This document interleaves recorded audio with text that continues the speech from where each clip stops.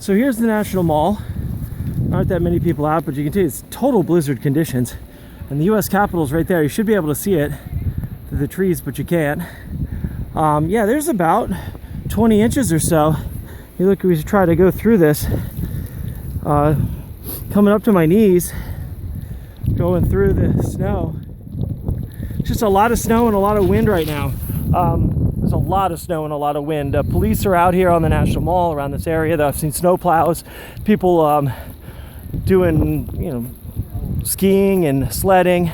But there's a snowplow, Capitol snowplow. But really, it's tough to be out, tough to walk. It's very cold. You can see how the wind is blowing now.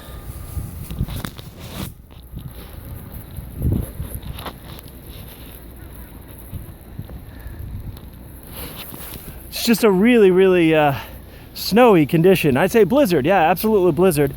Whiteout conditions down that way. You should be looking towards the National Monument right here. But you can't see the monument.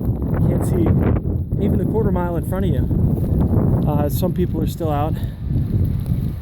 But mainly it's just police officers. You can see them there sitting in the car guarding the Capitol.